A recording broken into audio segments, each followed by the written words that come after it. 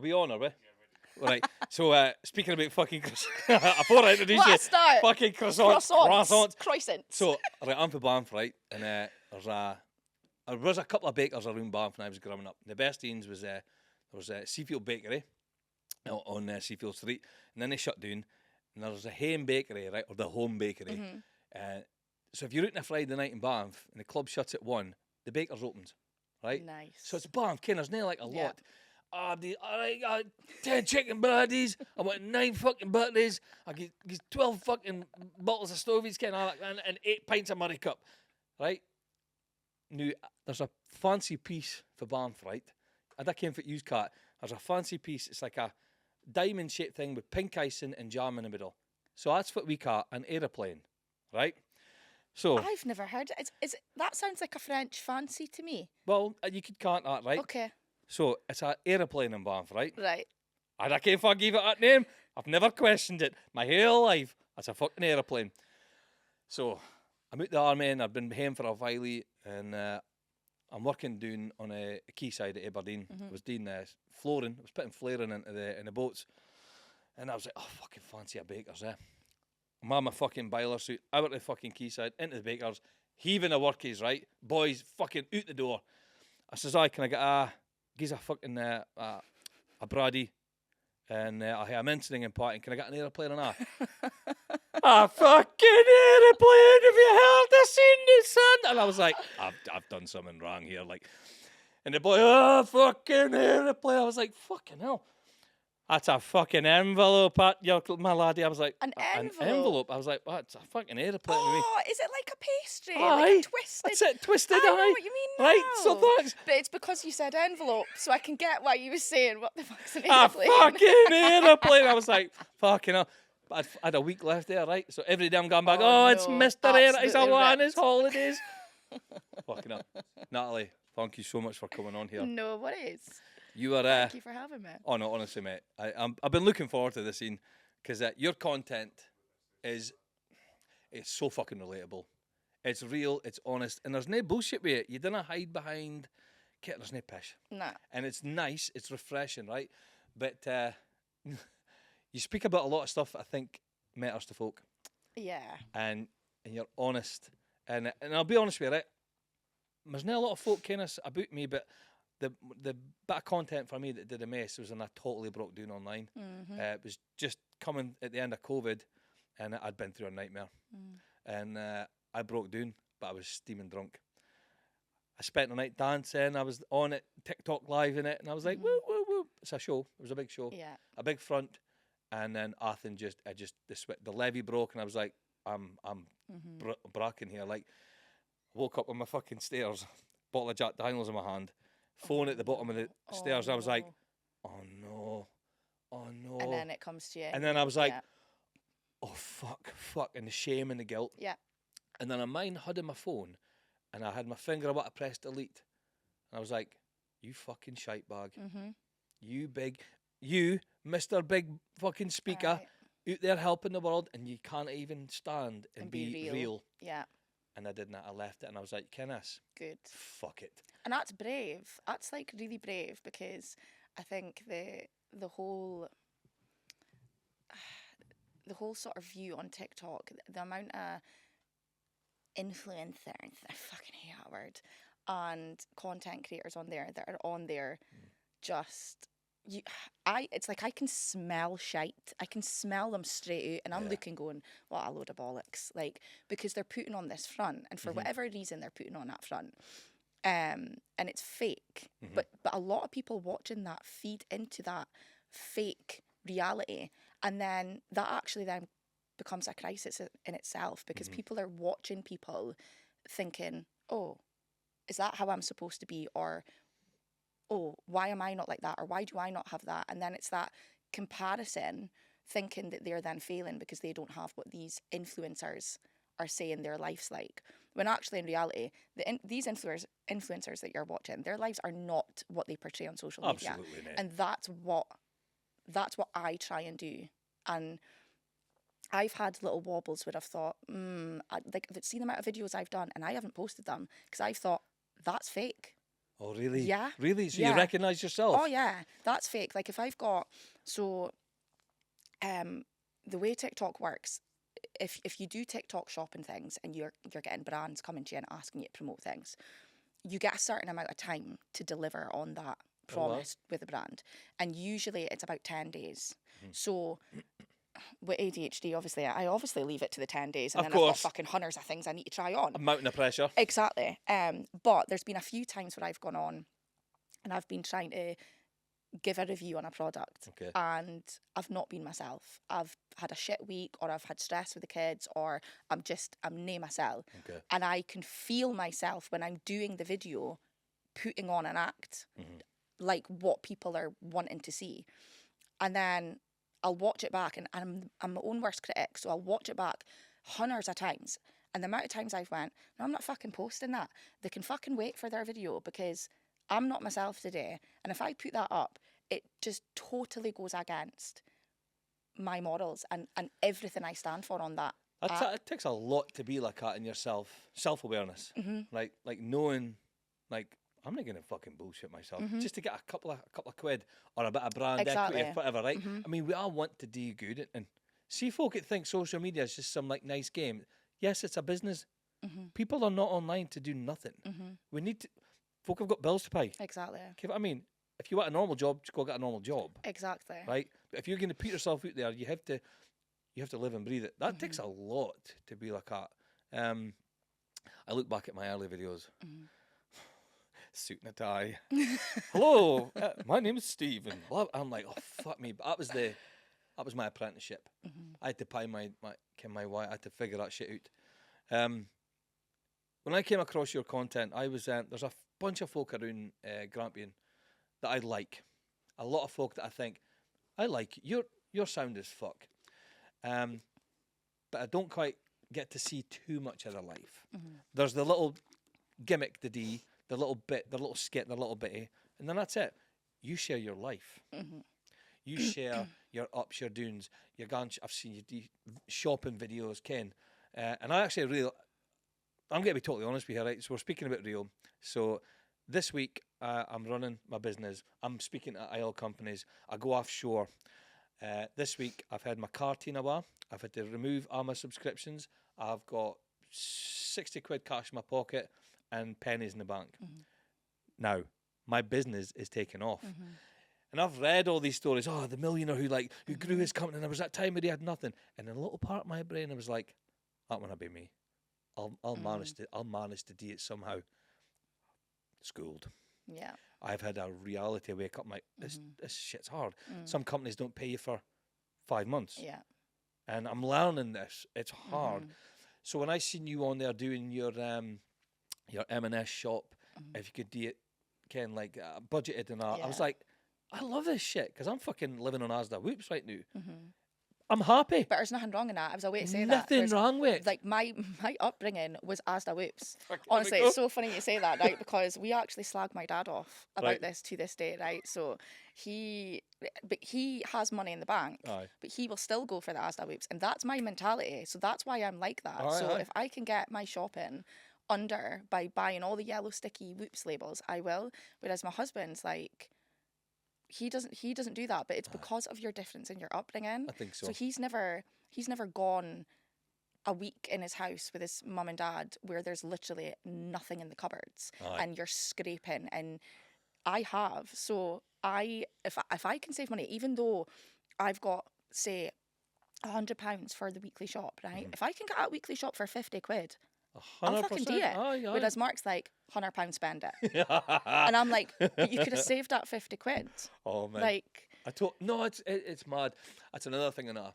There's a lot of, I don't know Ken, if this lands with you, but so my laddie, he hates online stuff. He's got no online presence. He's no on only social media. I'm so proud of that, right? yeah.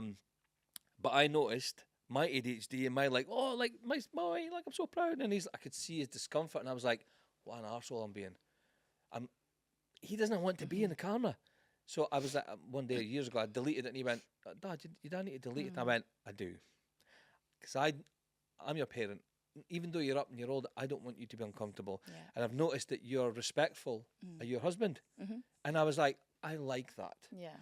You know who you are. You're confident in your stuff. Mhm. You're vulnerable. You're real. But you're not trying to use or manipulate the ones No. closest to you. Honestly, not. Do Yeah, you know how fucking it's- rare that is, man? I know, and I do recognise that because I do see a lot of it myself. Yeah. And it's even people like, even with their young kids, Yeah. all over social media, and you know, everybody makes their own choices, and essentially it's up to the person and their morals and their beliefs and what they think's right or wrong. Yeah. I would never use my family for content to make money because it just morally goes against everything I stand for. And I am such a big believer in boundaries, and it's something that I am still learning for myself. I preach it, but I'm still learning boundaries for myself. But other people's boundaries, I have this huge awareness of.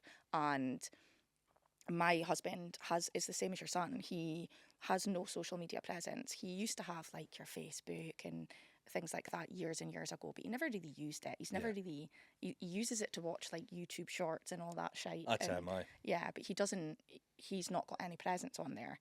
And so when he respects my TikTok and he's very proud of it, like he pushes me and he's like, go for it, do it. Even if we go out for a meal, he's like, do you want to take videos of this? I'm like, no, it's okay, babes. We can just eat our dinner. Like, I don't have to have my camera out. But he just hates it. He doesn't like it. Yeah. And I'll tell you a funny story about that, actually. So, we're in Inverurie. We stay in Inverurie, small town. And he went to the pub one night he's got a pal in Inverurie, and they were in the Druthie. And was he in the Druthie or was he Butchers? I can't mind. He was in one of them. And he messaged me and he was like, see you fucking shite. And I'm like, what have I done? He says, I've just came in here to try and get a fucking pint, and somebody's just tapped me on the shoulder and went, oh my god, guys, that's a rant in Ma's husband. Oh no. Pierre. So it's like things like he gets that, right? He's like, oh, for fuck's sake. But people will recognise him because he does let me take like a back his head or like little bits, and he doesn't mind, right? And then there's like a few videos we've done funny, and I've said to him, am I allowed to post that?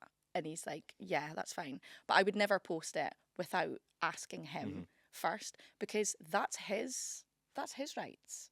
Just because I'm putting myself out on social media doesn't mean that any of my family should feel like they have to do that. Yeah. And specifically my kids as well.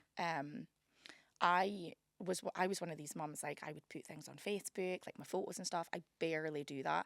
My actual Facebook I barely use it. It's locked down to like a handful of family members. But with regards to like TikTok and stuff, like my son's like at an age now where he kind of understands, and I will ask him permission. He hates cameras. I think he's got to follow in his dad's footsteps. But he hates like even just getting a photo of him in his uniform. Aye. He just absolutely hates it. Lucy, she's about to be 15 next month. She is desperate for TikTok, and I'm like, you're not getting it. Wow. You're not getting it. How's that been for you? Because that must be. Oh, right, she hates me. Because I was about to say, because 15's that's a tough. I'm fucking so glad I didn't grow up with that world. Yeah. Right. We got it easy. We really did. We did. We did. I was having a conversation. We can come back to this. Yeah. I was having a conversation with a friend years ago, and we were saying, "Oh, kids these days, they don't." And I'm like, "Here, man, we've built that for them. Mm-hmm. Can you imagine? We created that. We created that for them, right? And it's really hard. They've got so much choice, but they've got little choices. Mm-hmm. When I was leaving school, it's like so much choice with little freedom. That's what it is. Oh, I like that. Like that, you can hear it. So much choice with little freedom. Yeah, that's good. So she's 15. She's obviously wanting TikTok. Probably a fucking, Tabolic. Right. It's like every time she mentions it, and I can hear my dad. I can hear myself turning into my dad, and I'm like, the more you mention it, the less likely you're going to get it. Because that's the more times you ask, the less you're going to get. And I'm like, fucking hell, I just sounded like my dad there. But it's like a blocker to stop her from speaking to me about it because it's a difficult conversation.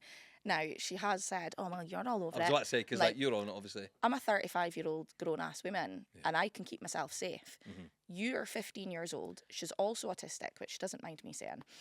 She's also autistic, which people don't understand with her autism.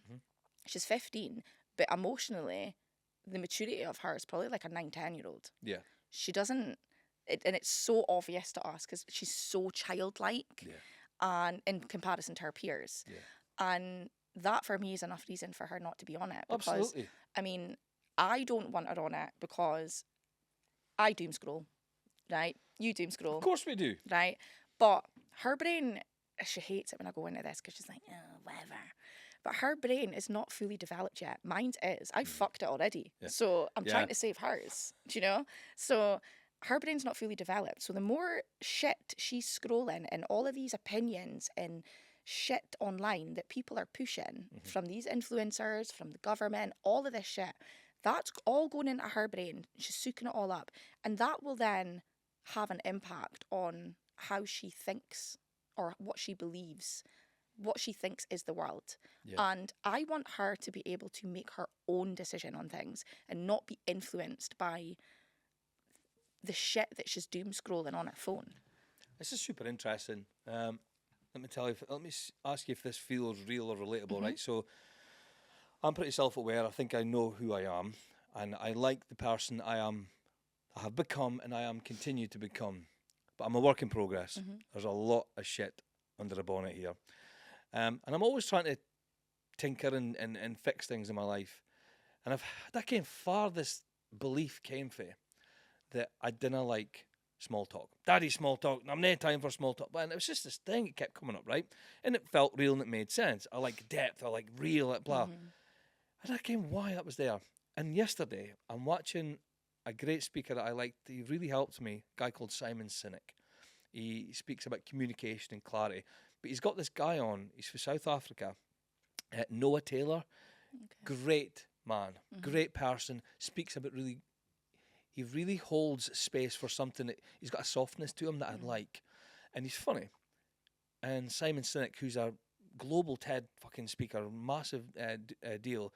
And he's like, no, we don't do small talk. And Noah's like, actually, I do. And I was like, oh, fuck. And he caught me and I was like, okay, I'm listening. And he's like, without small talk, we don't get to talk about the big stuff. Without small talk, we don't get to be tribal or clannish or neighbourly. And it made me think, because I'm from Banff. I've born and bred in Banff and I've grown up, right? And it's probably the same for yourself and everybody. You're walking past somebody in the street, aye, like Ken, aye, bad day, aye. Oh, fucking Ken Smartoons, whatever. Moved to Aberdeen, aye. Nothing. Aye. And I'm like... I was about to say that. It's gone now. I'm like, oh, that stings, eh? And there's a little part of me going, fucking hell, Ken. I realised how important that was to me. Now, it hit me hard. So we're in a world now with TikTok and our kids, and there's all this big stuff, but maybe we've forgotten that the small things, really even online, matter. Do you know what it is as well, right? And it was one of my friends that actually said this to me, and it hit me, and I thought, God, she's right. The reason, you're speaking about this small talk and how it's disappearing, and how much kids are online now.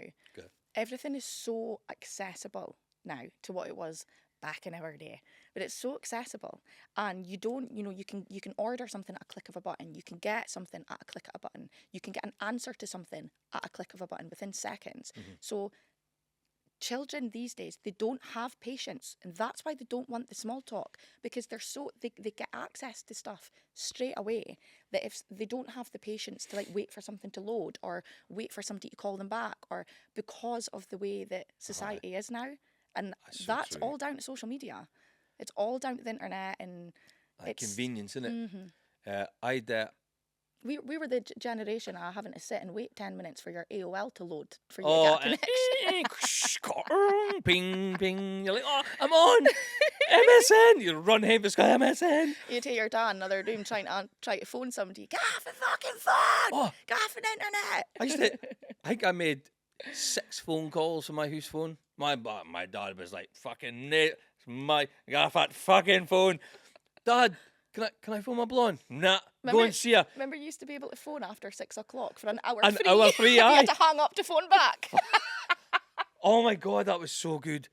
I miss MD. I I do know. miss it. Nostalgia. The nostalgia of Yeah. stuff. It's like when you get smells, Ken, like a smell will bring you back, Ken. You go, oh, fuck, and that memory just pops in. Yeah. I was about to say something. I can't. Dare you? Do it. Oh, fuck it. I was such a straight-laced kid.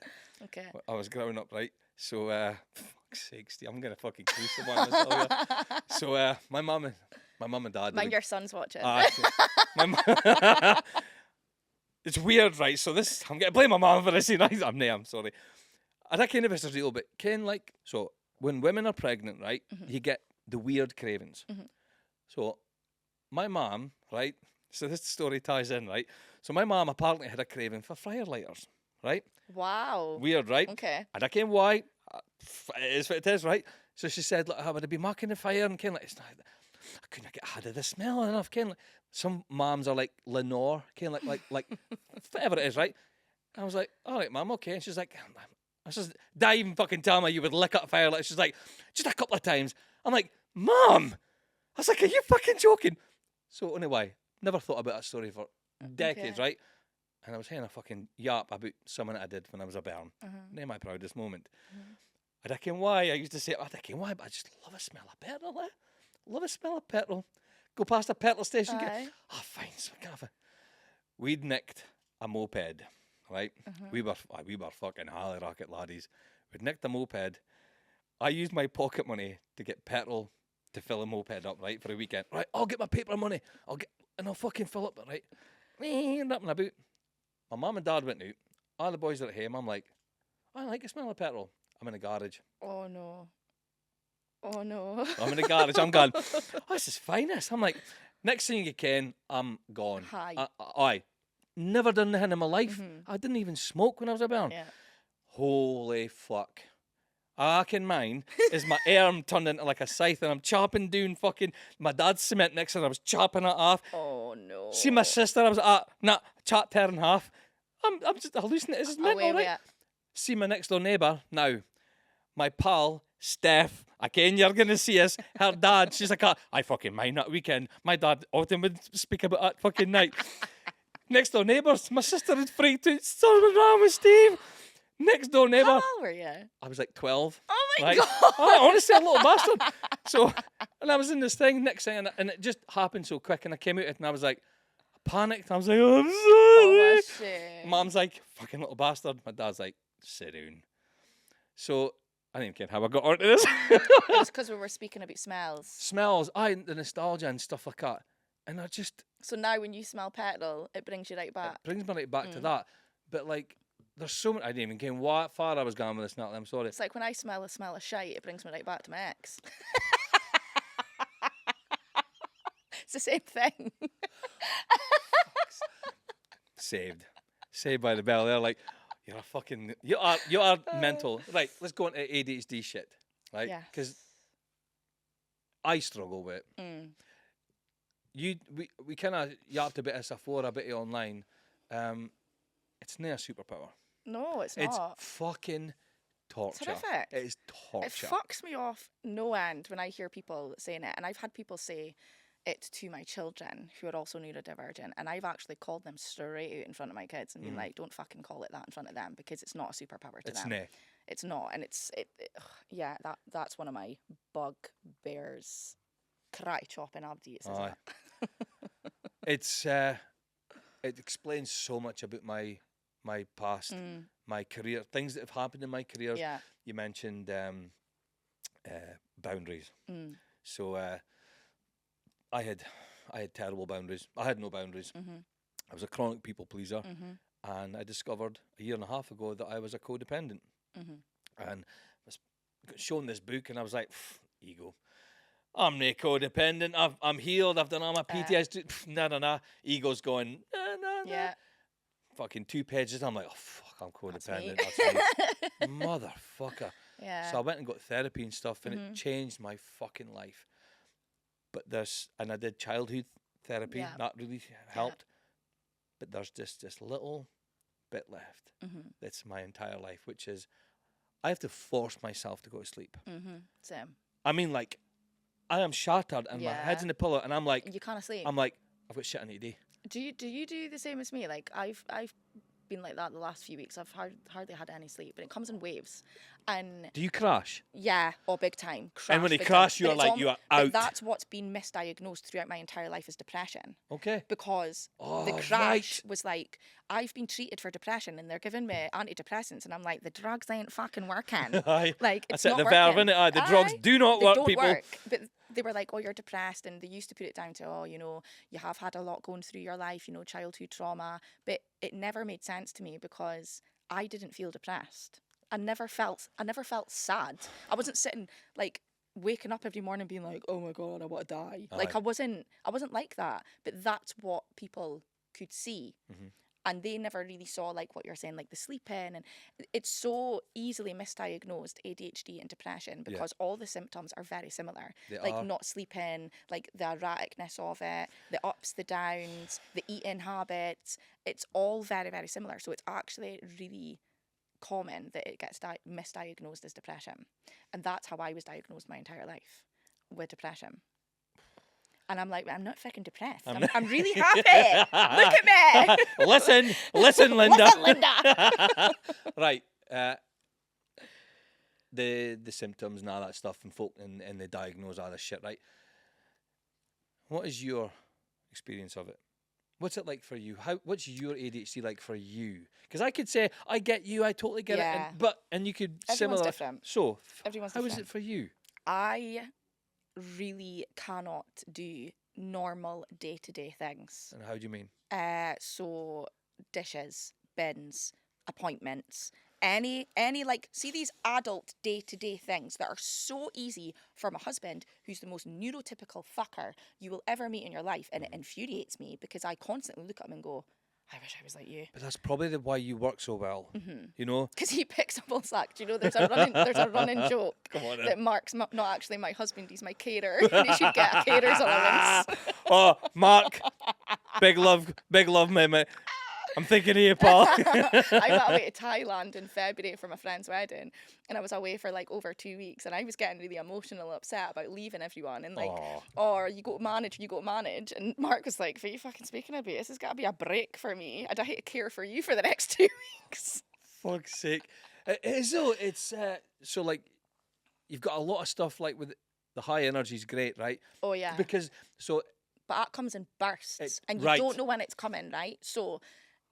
Things like today, I was telling you earlier, right? I have been saying to Mark, so this is one of the things in our relationship that pisses Mark off, right? But he knows I can't help it, so it's difficult to remain pissed off because he gets it. Yeah. When he says to me, this needs done, right? And I'll go, I know it does, I'll do it. And he'll say, right, okay, but it needs done by then. And then I get pissed off. Yes, I know, stop fucking nagging at me. Yeah. Because he knows in his head, I'm not going to fucking do it, right? I know I need to do it. But I'm not going to go and actually action it. So, example, the food shop, right? Okay. The food shop and the bathrooms. They're my jobs, right? I do the bathrooms. Mark doesn't sounding a bit like a care home, right? Natalie. I know. So the bathrooms needed cleaned. They've needed cleaned since the weekend, right? And the food shop. I should have really done the food shop last Thursday. Have I done it? Have a fuck, right? So we're like scrapping by, or I'm going to the shop and spending more money on little shops instead of just going doing the full fucking shop. I'm going into Tesco every fucking day and getting bits for that day, but not doing the full shop. Why? That's so my husband's going, you're in there now, so just do the food shop. No, but I can't do the food shop because I've got other things that I need to do. I need to prioritise. And he's like, but just do it. Well, he can't get his head round. Yeah. If that was him, he would just have it done. So he has been saying to me all week, you know, do you want me to do the bathrooms? No, I can do them myself. I'm like, you're fucking needle, are you? Independence kicking in there. Yeah. So then today, obviously, I had to be here for 3 o'clock, right? And I'm like determined, I am going to clean those fucking bathrooms and I am going to get that food shop done. And he's got to come home. And then it's that way I go, look what I did. Aye. Look, I did that. Look right? at the thing. Yeah. And it got to, I've had a whole day, by the way, the whole fucking day. I dropped a Bairn off at school at 9 a.m, right? Quarter to two, right? 1:45. Now I have to leave at 2:30, right? I'm not I even, had to come here. I'm not even like ready, right? 1:45, and I start cleaning my bathrooms. And I cleaned, because we've got 2 bathrooms, so I cleaned both the bathrooms, right? Both the bathrooms. And then in that time, I was up in the loft getting my suitcase to put clothes in it that I'm keeping for my holiday, right? So Mark's Yeah. going to go home to, yes, the house smells nice, so I've cleaned the bathrooms, Okay. but he's going home to the loft door and the stairs being open. There's an open suitcase with clothes all over it in the middle of the hallway. Right? I've opened, in that time, I was opening, this is actually true, in that time when I'm supposed to be leaving, this is why I was 10 minutes late. That time that I'm supposed to be leaving, right, a package came to my door and I noticed the new throws that I want for my sofa. Oh, so it's just all in 45 minutes. Opened that up and I'm putting the throws on the sofa and everything. So now all the wrappers are all over the carpet. So the progress I think I've made, I've actually made a bigger mess in that process. Fuck's sake. I can't just go and clean the bathroom. Yeah. I'm doing loads. I'm up in the fucking loft saying I need to let the bathroom soak. You don't need to let the bathroom soak, by the way, everyone. You just fucking clean it. You just spray it down and scrub, right? No. But somebody said to me, and it really hit me deep. It's like having 100 tabs open in your head and going from one to the other, and never actually completing or closing down any of these tabs. And that is exactly how I feel every single day, every day, and it's exhausting.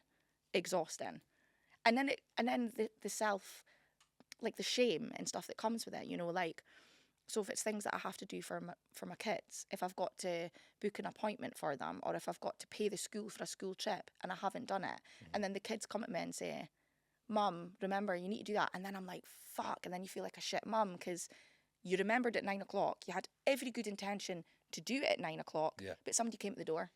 That's right. And then I've forgotten until 4, until I'm reminded again, you know? So, and it's fucking exhausting. And that's a tiny part of it. That's like a tiny part of it. So when you're seeing people online, and this really winds me up, and they've sort of like romanticized ADHD, and they're on going, "Oh my God, look at me, I've just coloured my hair because I'm so impulsive." No. I could tell you some stories, which I fucking won't because my dad will watch and I'll get in a lot of trouble. The impulsiveness. Right, this is... I have done really bad things. Yeah, that's... And I look at it and go, why did I do that? So, the impulsive side, it tortures me. Now, the whole folk saying that they're this and that, and they might have a wee nick of it, kind of a wee slice of it. Impulsive, right? So, I have got my lack of inhibitions, especially from coming from council. I'm gypsy by blood, by nature. I like extroverting stuff. I'm an introvert. I like my own space, right? I'm a total geek. But I was raised by fucking savages, and I was in the military for 9 years, and I've been to war, and I've done crazy, mental shit. Like, went and got shit-faced drunk and jumped out of a plane at night. Okay, you win. That was nothing. Wow. Right? Like, we did shit on tour that was like, can't really say, but like, we went on an unscripted beer run in the middle of a conflict. We're like, we want beer. Well, apparently there's a fucking cafe downtown. Well, we'll wait till night and we'll fuck off and we'll get it at night on our own. Like, in the middle of a conflict. And there's no fear. Oh, no. It's there's like, no fear there's there. like none, right? So, but the impulsivity, like, and you could recognize your group of people and your friends that were all, yeah, let's do it. My relationships, fucking hell. Loved them, but Jesus Christ, when I look back, I'm like, I didn't even know who the fuck I was. I feel like that. So, I had a 14-year marriage, and I'm proud of that. And it ended, and it's great. And then I kind of figured myself out a little bit. I went partying again. I hadn't drunk for 10 years, really. I was 10 years teetotal. And then I went, oh, fuck it, I'm going to go enjoy myself. I've been Mr. Straight-Laced, and I've been dad. I'm going to go and be me again. And I went fucking balls to the wind, all for it. I was like, kind of want to be with somebody again, you know. And then I had an on-off relationship with someone for 7 years, and I allowed myself to be treated like a piece of shit. Yeah. I got cheated on, lied to. Yeah. I got demanded of. I got hit, punched. And I'm like, what the fuck's going on here? And I went back again and again and again. And then I was like, I'm done. So 2 years go by. I'm offshore in Africa. I'm fucking 80 grand a year, tax-free cash. My son's at home biding with me. Life is fucking bliss. I am like in my element. Yeah. Dad, son, money, freedom. No bullshit. I'm on a bridge one night on a ship in Africa. Beep beep. Hey, Her. been a while. I've changed. You just wanted to kind of talk. The boys are like, dinner No, do it. dunno. Dinner do it.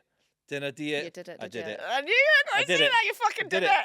You want this is the ADHD part of me that was unhealed, lacked boundaries, was codependent, Yeah. didn't know anything. I didn't know these things yet. Yeah. And I'm like, oh my God, maybe she's changed, you know, blah, blah, blah. By the way, she's not a bad person. Yeah. I am not saying anything bad, Yeah. and I will not drop names. Beautiful, kind, like the greatest But sometimes, laugh. sometimes two people can be beautiful people on their own and together toxic. Oh my God, 100%. Right. And she's been through shit, right? But this is not about blame. This is about like discovering, like It's accountability. accountability, It's- 100%. But she did teach me something, and I'll never forget it. She said that. What was it she said again? She taught me. I can't fucking remember it. It must have been really fucking good. Really good. Yeah, you cannot see your own self-deception, Okay. and it took a little bit for it to go in Uh-huh. because we bullshit ourselves, Yeah. right? So this whole kind of thing was, Jack was with me, and he was kind of figuring himself out, and I'm at home. Life's good. And she's like, move in with me, and I'm like, Oh. I had my house for 7 years. I'd never had a house when I was in the army, and when I was married, it wasn't quite mine, but this was my first place. Yeah. Mine. 3 months being back with her, my house was gone. I'd given up everything, and I moved in. And I'm not joking. I felt my character just being taken. Flushed out, yeah. Flushed out of me. And I was like, what's going on? And then, honest to God, I found myself in America at Disney with her and her kids, and I was like, what the fuck am I doing? Yeah. And I was not happy, and I could tell she wasn't But happy. kudos to you for having that moment though, because like people will live like that forever, right? They will. There's people living like that, right? I think it's so much self-awareness for you to be sat in a situation and in your head go, what the fuck am I doing here? I didn't leave right then because I didn't want. I don't like. I'm loyal. I don't like to quit. And when you love someone, But it's that stubbornness as well because you didn't want to fail. I didn't want to fail. Yeah. Right. And you knew everybody else around you had told you not to. The social I've been media there. posts, you know. I've been there. Oh, Faking look- it. Oh, we're oh, still we're happy. so happy. Oh, we're still in love. Happy. You fucking lying bastards. I know. I've been Right. there. But I mean, like, honestly, I mean, like, it's weird as well. But for like me, like, I'm in that relationship, you know, and the intimacy was like amazing. I'd never had it like Yeah. that before. The connection there was Yeah. fucking off the charts. I'm like, oh my God, like, sex is love. It's like, no, Yeah. it's not. But then, But found- everything else was missing from everything it. else was missing. And I'll never forget, because I remember telling Jack about this thing, and Jack went, ooh. I was like, that's hard. I gave everything. Time, dedication, commitment, passion, love, all that kind of stuff. And then I said, any chance I could get like 20 minutes? I'm needing something. Yeah, okay. And she just wasn't engaged. And I went, do you just like not like being around me? And she went, it's not that. It's just really difficult to be interested in anything of yours. Holy shit. And she then- said that yeah. to you? And then I went, Ooh. wow. And then I realised it's not her. I'm allowing this. Yeah. And I wasn't angry with her. I just Wow. thought, Stevie boy, come on. Yeah. Give yourself a little bit more respect. So I'm opening up here. This is the second time I'm going to say this though, right? I started this podcast so that I could be better, right? And I want people like yourself. I'm only going to invite people in that I think can relate and that I can trust. And I watch your content, mate. I watch your stuff, and it helps me. Oh. You're so fucking funny, and you're cool as fuck, and you're nice, and you speak. And I think I think I said this the other day. I was like, I wish my mom had somebody like you when she was young, kind of like a mom or a mum to be, because you started off as the ranting ma. Yeah. Oh, but still am Still the ranting ma, right? Everybody's like, first the ranting ma Where's the gone. ranting ma? I'm still my fucking username, babes. It's just Natalie at the top of it. I liked that shift, by the way. Yeah. It was nice. But my mom didn't get to hear that voice. And I think that you give people permission to rant and to be more themselves. Yeah. And, do you know what it is? Do you know what it really, really stems from? And it's interesting that you say, like, I wish that my mum had somebody like you, or somebody to watch like you, or something like that. It's two things. So the voice that you're saying, you know, that I allow people to have or give people on my platform. My drive has always been being my mum's voice. Because, really? Yeah, 100%. Oh, wow. Being my mum's voice. So that's maybe where you're picking up on that, because her voice was stolen and she didn't have that. So I have always said I will continue doing this for her. And Like also because I'm being the person that my mum needed for my child. You know? So I know what you mean. So that's what my whole platform's about. Like, that's the core of it, of being a voice for my mum, but also being what I needed for my children, but also what my mum needed. I'm being that person. There's somebody that I like, because I actually don't listen to a lot of people online anymore. We're so busy. There's so much stuff. But like, you'll know yourself. Like, see, even just producing like a 10-minute thing, it can take an hour. Yeah. Because there's no just Especially to when you've got ADHD. Oh, I'm up aloft again. It's honestly, I fucking. You're gonna phone me. I'm gonna be like, you need to wait. I'm up aloft. It's fucking true. But like, the fuck was I gonna say again? You remind me. So I really only listen to, for business content and stuff that helps, is James Smith. And I'm hopefully going to be going down to Australia to bump in with him. He's sound as fuck. Chris Williamson. Over the years, I've liked a woman called Brene Brown. If you've ever watched her, she is incredible. She speaks about shame and guilt. And she's really incredible. Marie Forleo, love her. But you remind me of Alex Cooper. And if you ever get a chance to watch her, she's kind of the #1 podcast in the world for Call Her Daddy. Call Her Daddy. Yeah. Now, her content is so fucking relatable. She is unscripted. She's just like, she talk, and I'm like, you kind of like her. That's hard to pull that off coming from around here. Because I'm not a fucking folk that just want to chop you down. Are you wanting to get me in this drone today? Because my heat's got to be fucking massive. No, but look, so you help folk. You've got a voice, man. Ken, and it's inspiring, and it's really nice to see some folk around here. Because look, see, like, no matter how far you come from the world, right? You work up London, and there's Liverpool and Manchester, and there's Glasgow and Edinburgh, and then you stop. Yeah. You hit Aberdeen, and it's like, yeah. Athens just goes, oh. Yeah. Nobody wants to. Like, see, I'm for Banff, right? The amount of folk I came in tune, they're like, oh, Banff, it's that thing up in the distance. And like, have you never been? I think I went once. I'm like, you need to get to Banff, man. 40 Get to fucking minutes. Spotty Bag Shop, man. Exactly, man. You've got to sit Desi, you're getting a shout out, man. Get the boy who owns that. But nobody goes. And I'm like, we really are out in the fucking sticks, man. Nobody's doing nothing. I feel out in the sticks in Inverurie. Do you know the amount of times, right?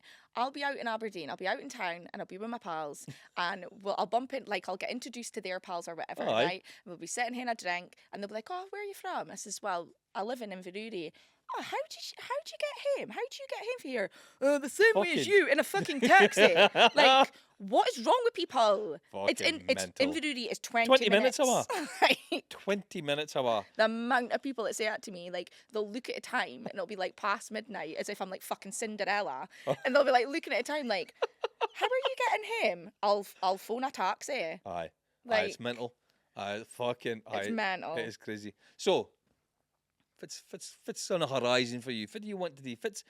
for you taking this thing? Because you're on a fucking scopes to do 100K the next year or something. Like, you're going to be... Do you know what? I don't know. And like the bigger my TikTok has grown, I started it off just being a fucking idiot, like most people with their TikToks, right? And then it wasn't really until a couple of years ago a year and a half ago, and I had like the biggest mental breakdown.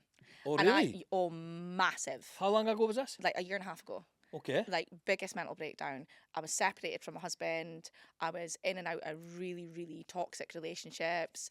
I was just choosing all of the wrong choices for me. But on the surface, to everybody, I was just happy Natalie, Natalie's fine, Natalie's always fine. And I think all of the shit that I'd stacked away throughout my life was just really exploding out. I was really struggling to like keep it in. So in order to protect myself, I isolated myself from everything, everyone, and I drank. I just drank anytime. So we had it that every second weekend the kids would be with one another. And as soon as I had dropped them off at their dad's, I was at a fucking shop getting bottles of wine because that was my way of coping. And then everything would spill out. Everything would come out. And it got to a point where I almost took myself off of this earth. Like, I don't know how I am still here. And the attempt I made failed, thankfully. And that was my turning point. It was like everything was clear. Everything was clearer to me. And I stopped drinking. Like, I still drink now. I didn't go sober. I stopped using alcohol as a crutch. Yeah. And started being really brutally honest with myself. Brutally honest. And then I started cutting all the toxic people out. It's like I was aware of who was dragging me down. Was that hard for you, or was it? Because that's a hard thing to do. No, it wasn't. Okay. Because I had a lot of people telling me that the people I was around were toxic, and it was hard then because I couldn't see it. I couldn't see it. Yeah. When I had my failed attempt, I don't know. I don't know what happened. It was like an outer body experience where I could see what everybody else could see. Okay. And I literally, and there was a few people, and I was brutal. Like, people that are probably going to listen to this and like, here she fucking goes. She was a fucking cunt to me. I was a way to stop myself from saying that word. No, you can say it. We're like cunt. Do I like the word cunt here? I used to hear a thing on TikTok called happy cunts. Fucking swear to God. I think you get good cunts and bad cunts, and I think we're good cunts, and then the bad cunts are the That's cunts I'm it. speaking about. You can be a rich cunt, a poor cunt, a sad cunt, a Everyone's a happy cunt. cunt, right? You can be on end. Just gotta be a cunt. Yes, love it. Yeah, that's how I live my life. Aye. But yeah, these So you're cutting people out. cut them out. Like, and I was brutal, and I told them why, told them like what I thought of them, and never went back. Never went back to any of these people, and that was the start of me sort of like rebuilding who I was. Okay. And learning about myself and learning boundaries. And how did that manifest for you? Like, what did you do? What was it like? So I started running. Okay. That saved my life. Running saved my life. So basically, I tried to take my life, and my best friend and his partner found me. Okay. And if it wasn't for them, I wouldn't be here. And Big shout out to them, mates. Yes, well done, Josh and Kelsey. And they are just a huge support to me. They are the most amazing people. And Josh started, because he lives around the corner from me, and Josh started coming to my door. So as soon as that happened, like, obviously it's a huge recovery from that. And he just turned up at my door one day, and it was fucking snowing. Okay. Right, it was blizzard, snowing outside, fucking freezing your tits off weather, right? Aye. And he stood there, right? He's ex-RAF, and he stood there in his fucking boots, and he's like, "Come on, get your shoes on, we're going for a walk." I'm like, "I'm not fucking, you're gonna." Good for him. And he kept doing that, and he was getting me out of my house, and I kept going out, and then eventually, like, I fucking overtook him, and I was like, you can fuck your walks, I'm going for a run. Well, there's right? RAF. Right? So I was like, see ya. And I started running. And then the Geary half marathon, Aye. bearing in mind, this is a fat arse that has never ran a mile. Oh, you'd never run up to this point? No. And I signed up for a Geary half marathon. So that was in I want to say that was the December. Okay. January, February, March. Yeah, and the Geary was in May. I'm like, January, February, March. You can get the dates on your knuckles. Tattooed. No tattoos, you fucking daft cunt. Look, the first knuckle is January. The dip is February, right? And that's 31 days, 31 days, 30. Right, you lost me already. Right. Back to your story now. You lost me when you started putting numbers in it and I've got to count. Nah. A, B, C. This is dynamite, man. So, yeah, so it's like 4 or 5 months. Aye. I'd never ran a fucking mile. Fuck's sake, I hadn't man. even done a couch to 5k. Right? Fuck, You know that's- thing kilt walks in our head? I'd never Aye. done nothing like that. Right? Fucking half And I marathon, was like, here fuck we it, go. half marathon. And Mark, my husband, we were separated at a time, and I messaged him, I've just signed up for a half marathon. And he messaged me and he was like, Natalie, right? Because he runs. Aye. And he was like, Natalie, right, you know I support you, man, right? But is this your ADHD? Have you just signed up to something and then you're going to tell Abdi and then you're going to make a fucking arse of yourself because you're not going to turn up? And I was like, no, I'm doing it. And a lot of the people that were toxic in my life prior Okay. were putting me down about it. And right, taking the absolute fucking piss. They were taking the piss out of me trying to take my life. Right? Yeah. Fucking hell. That's horrendous. That is the toxic. level of toxic. Wow. And Wow. that was my drive. Because That it was like fuel. a fuck you. Aye. Like, I will do this. There is power in that fuck you, eh? You'll watch me succeed doing this. And that was my drive. Is that the aim when you're in the video? Well, you're going to have to break it down a little bit because there's a lot of videos of me. For fuck's sake, man. There's even when you're running and you go, fuck, fit, didn't choke yourself quick. I've seen where you're running. Well, there is. I'm like, have I been looking at it right? My brain's gone. Yeah, so there is a you. There's one. So on my TikTok, I have got two important videos pinned, and one of them is my story. Aye. The other one is the running video, That's it, aye. which is slow mode down because you see me and I'm almost at the finish line. That's right. And that's Kelsey who saved my life. That's it, I'm on about, aye. And the caption of my video was, when you're running a half marathon to raise money and create more awareness for mental health, and you notice your person standing in the crowd and realise at that moment that without her, you wouldn't be here doing this. And that's why I stopped and ran over to her because I didn't know she was going to be there. She surprised me. Didn't you? No, I didn't know. So I'm like, and it's like fucking ugly crying because I'm like almost there. I'm like, sorry, and I'm like breathing out my fucking arse, right? I'm just like, oh my God, just make this end now. And then I saw her, and then that gave me a boost to run the rest of it. Second wind at the end. And yeah, so it was running became my crutch.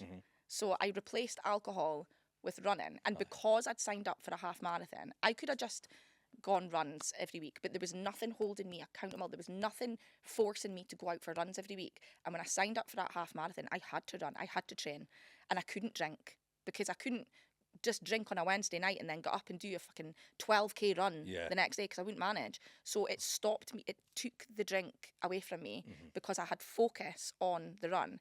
And when you're running, it's certainly for me anyway, that is therapy. Because you have no choice but to be in your own head. And that was therapy for me. So I'm out up the fucking country roads and like I can't get back. I've got to run to get home. And you're out there, and I used to find myself, I took videos, I vlogged a lot of it, and there's videos of me like in the middle of nowhere and I'm greeting. I'm standing like greeting because some hints came into my head and I'm having to deal with it and I'm on my own and I'm so stubborn. I'm not gonna fucking phone somebody to come pick me up from a run, so I'm just gonna continue with the run. And that was like forced therapy for me. It's not a breakdown, it's a breakthrough. Yeah. Because you are you're releasing it. Mm-hmm. Ken, the problem with, there's a really good book called The Body Keeps the Score. Okay. And studies have shown this, they've done this like for decades. So stress, the element of stress is cortisol, right? Mm-hmm. And when it's not allowed to be expelled, Mm-hmm. it stores. Mm-hmm. You know, like the body stores fat. Yeah. Too much of it, right? Yeah. It's just, all right, we'll just keep you for later. Mm-hmm. So the stress is like that. Oh, you've got all this stress, well, we'll just hold on to you for Mm-hmm. later. Mm-hmm. And you're like, oh, fucking, I've got so back. It becomes physical. Physical, Yeah. it manifests as Uh-huh. physical. And unless you release it, Mm-hmm. you know, and it's like a car, you know, you don't just go, oh, that's exactly what's wrong there. Mm-hmm. You need to look and Yeah. you need to check, and you have to have a conversation with Yeah. yourself. The best way to heal is to move. Yes. Right. So I say this all the time, and you need to move your body to move your mind. That's what I say all the time. And what's the word? I don't know what word I'm fucking looking for because my brain doesn't work. But I am proof of that. Proof. Why was that so difficult to find that fucking word? I am proof of that. Yeah, you are. Because I cannot explain to you in words the deep depths of hell that I was in.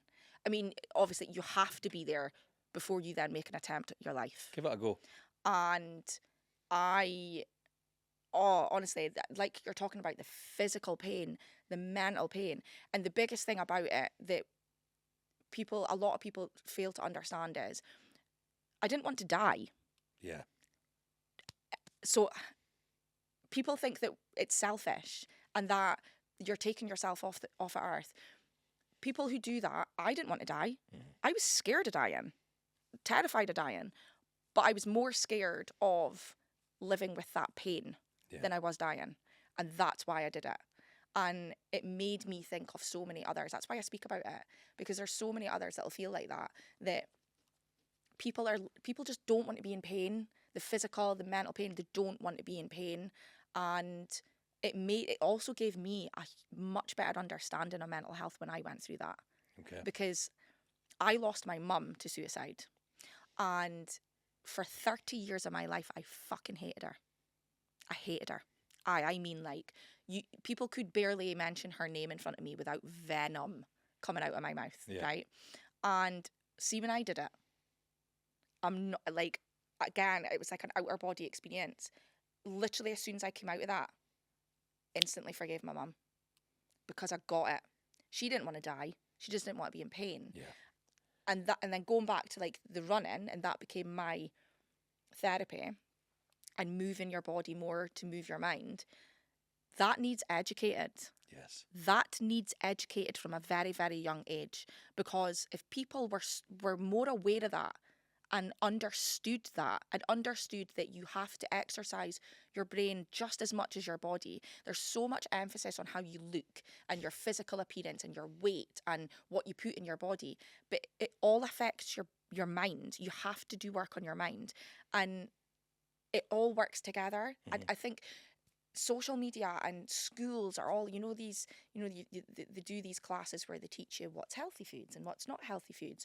Teach them what's healthy for their brain. Yeah. Teach them to look after themselves. Teach them about mental health, because that's what's most important. And people don't grasp the full understanding or weight of how much just going for a walk in the countryside. I'm not talking walking down the street in your city centre, because that's going to do fuck all, right? Because you're surrounded by people. Get back to nature. The last thing you want to be doing is be around people when you're in that state of mind. It's a self and thing. that's what stops people going out for a walk, because they don't want to be seen and they don't want to. Well, that's how I felt anyway. No, you're right, yeah. So I used to go up the back roads where there was no one, and go where no one was, and that became my therapy. And I know that some people, need to go to therapy, and some people need to take antidepressants, but antidepressants is a plaster over the wound. Yes. And you either have to do your own therapy or go to a professional, right? I chose to go and do my own therapy and run, and that became my therapy. partly because I'm too scared. I'm fully aware I need to go and see a fucking therapist because I'm fucked. But No, I'm you're too not, scared. by the way. No, listen, I can see you saying that, right? And I'm not telling you who you are, Yeah, yeah. right? But like recognizes like. Mm. Talent recognizes talent, right? And I've been in this kind of gig coming up for 20 years. Mm. You are someone that's setting a standard. I hate compliments. They're shite, aren't I'm they? really struggling right now. My skin's falling off. Hey, honestly, somebody actually slid into my DMs the other day. Hey! Oh no, so I had that date, I had that date. I've had a year and a half. They on Tinder, no? No. That used to be me and my pal's game in the morning. I used to get her to swipe through Tinder. So no, I've been 18 months single. Oh, wow. And not a single date. And I had a 2-week romantic fling. Really liked the girl. Thought it was going somewhere. And to be fair, She wasn't married. no. Oh, No, she was actually really cool. She said, I just noticed that you're actually got like a lot of presence online. There was a couple of things online. Nay for me, I'm really disappointed in you, blah, blah. And I was like, holy shit. I was a bit hurt. I was a bit like, I mean, if she'd have left it at the big presence, it's not really for me, and I No, don't want she to be got- that, no, she's- then kudos to her, because that's boundaries. 100%, totally. But saying, I'm really disappointed. Sorry, Yeah. well, you've known me 2 weeks. Yeah, no, honestly. And I actually said, look, any chance we could like do this in person? Again. And she's like, no. And then she kind of sent a laughing emoji, and I went, well, you're laughing at me now. I'm not laughing. And I went, well, you literally are. And I was like, but Toxic. it was weird. Off you go. Now, she's not a bad lass either. I don't date. But that's toxic. It is toxic. You know, you can say somebody's not a bad person, but you can say that somebody is toxic. I think And toxic doesn't mean bad. No. And I believe that everybody who is toxic is probably dealing with their own demons in their head themselves. And Yeah. it's coming out in a toxic way. Oh, I like that. That's Because a nice way of looking at it. I've been toxic before. I've been toxic. Fucking hell. But we're not toxic anymore No, because we've we're dealt with- perfect, Natalie. We're so good. We're Look just at us. look at us podcasting. Model podcast students. I will. Maybe one of us is a model. The other is a fucking approaching 45, grey fucking balding fucking nightmare. You're really selling yourself. You should do like a dating podcast. Oh, fuck that. Snog Maria voice. Somebody slid into my DMs the other day and they gave me a compliment. I was speaking about it to my son. I was like, I don't give it a say. I don't give it a date. I got a really nice compliment. I was no. like, thanks. Yeah, it's horrible. I can't cope with it. I give it But also self-awareness and all that jazz, right? It's because it stems from trauma in your childhood. lack of self-worth. Yeah, because if you've had someone growing up telling you that you are all these bad things and treating you in a really bad way, you believe that that's what you are and that's what you deserve. And it doesn't matter how much amount of fucking therapy and saying that out loud. That's how you've been brought up. Yeah. Children are, what is it they say? Children are, it doesn't matter the what you tell them to do, they mirror you. Right? So they mirror you. Yeah. So if you're brought up with that and brought up saying those things to you over and over again, that's why now as adults, if somebody says, oh, I like your hair, and I'm like, oh, do you? I haven't even washed it. Like, I can't just go thanks. Yeah. Oh, it's interesting. And it's because of what you've been so used to growing up. So you don't see yourself in that positive light that other people do because you still see yourself as that kid. All right, I've got a question. I use food as love. Okay. I eat my emotions, Mm-hmm. right? Now, I'm not a skinny bloke, right? But when I don't work offshore anymore, like I go offshore and I give talks and stuff, right? But I used to go offshore on a drill crew. So I was usually in the gym for 4 a.m. I do a half an hour, 45 minutes to wake myself up, stretch your body, 5 coffees, back to work, 12-hour shift, right, in a pump room, non-stop graft, up and down the derrick, chucking iron about. Did this for years. Yeah. I would do 300-400 pull-ups a day on a rig. Then I go to the gym at night. I was in really good fucking nick. I just assumed I would continue to be like this. Come on, show. And I'm like, ooh, pizza, carbs, wine, let's go. And I'm like, oh, fuck. And then I tried to get it off, and I'm like, why is this fucking, why is this waiting to coming off? So then I do secret eat. Right. I'm at You bed. secret eat with yourself. Secret eat with myself, right? Then Scotty, because you can Scotty's like, come to boxing. I was Yeah, like, yeah. I'm not, because I was an army boxer. I'm like, oh, fuck, I put Rocky 4 Have you on. done it yet? I went Did you go? once, twice. It's fucking hard work, like, isn't I it? and I'm somebody that used to be able to do it. I see all these burns getting out of fucking jamming, and I'm like, motherfucker. But I've got a body racked with injuries, right? Broken ankles, broken knees, broke my elbows. I've had broken ribs. These are sounding a lot like excuses to me, Stevie. Oh, fucks. You're fucking out. You're right. Okay. I fucking hate. Right, you've been totally vulnerable, so I'm going to be honest. I'm afraid. What are you afraid of? I'm afraid of being middle-aged.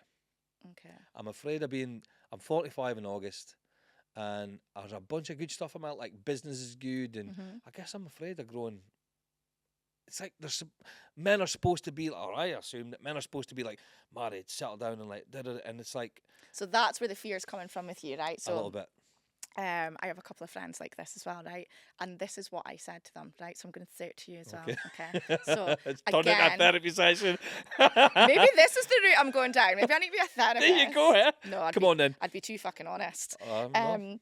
No, so again, this is the sort of negative side of social media. You have it slammed in your face every single day that you are supposed to be married and have kids by a certain age. This is what your life is supposed to look like at this age. Where does that come from? It comes from what you've seen online. It comes from social media. It comes from American series, like all the programs you watch. It comes from all the films you watch, all of that, right? Because that's what everybody at that age has. Yeah, like this Disneyfication of a lifestyle thing. But and this is what I said to my friends who are similar, right? I said to them, okay, right, I hear what you're saying. So I got married at 31. I got married at 31, right? Now I'd had my 2 kids. Got married at 31. I had the house, the boy, the girl kid, the dog, the marriage, the car, the job, the perfect life. And I was fucking miserable. Wow. Miserable, right? And I left my husband, right? I left him. I was miserable. My head was a fucking mess. I had everything that everyone told me. And in my head growing up, once I get this, I'll be happy. Once I get this, I'll be happy. And then the last bit was getting married. Okay. I got married and nothing changed. I was still miserable. And I left my husband. There was a lot going on between us that we had to navigate through. But we separated for 2 years. And in those 2 years, that's when I had my breakdown. And in those 2 years, and I think it was because everything, like I couldn't hide from what was actually going on in my head anymore. Okay. And it all came out, right? And I say to my friends who have said this to me about, oh, I should have kids and be married and blah, blah, blah. I had all that. So you could have all that, get that tomorrow, and still feel the way you do. It's what you do for yourself. You have to make yourself happy before you can start bringing in materialistic things or people. If you're not happy in yourself, then that will still not give you that fulfilling feeling that you've completed life almost. You won't have it because I had it all. And I was miserable. I hear you.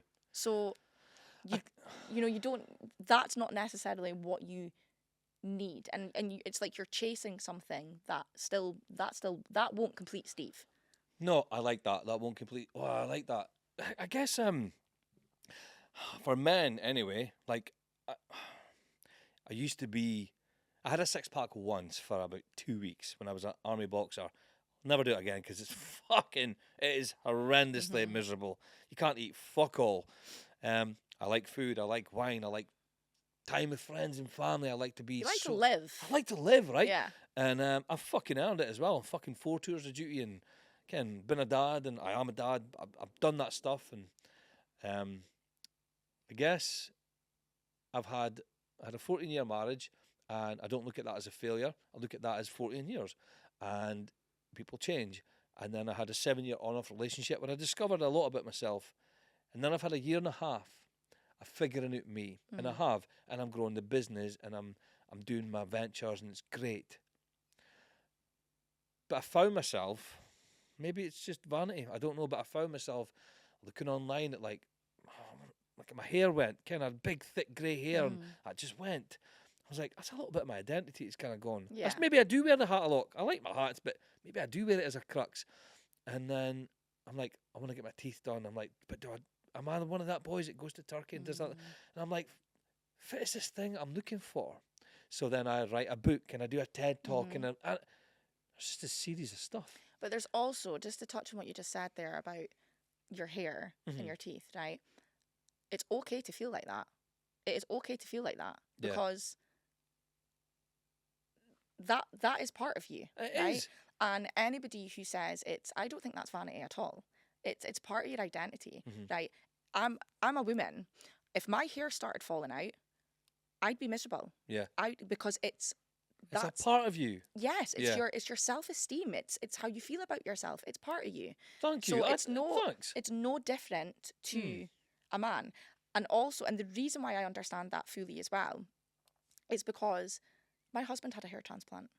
Right. While we were separated, he went away and did, because there was a lot of him finding himself in the separation as well. He had work to do on himself, and I also had work to do on myself. I love the fact, by the way, that you reconciled and found yourselves again. Oh, it was love fucking that. hard. Like, it was really, really hard, and we both fucking piss each other off still. But it's different now. It's like, I hope you can't fucking hear my stomach rumbling. We can't.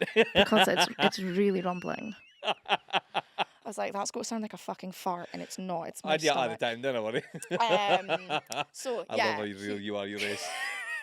So he went through probably something similar to what you're speaking to me about, right? And his hair was his identity. Like, it was, he's ginger, can't have it all.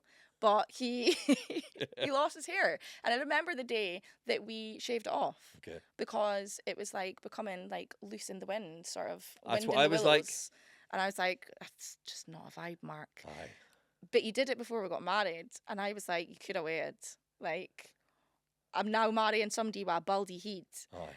But we're obviously taking the piss. But to him, that was a big deal for him. And I probably dismissed that, not realising, because he's a man, not realising that. When you sit and go, how would you feel if your hair fell out?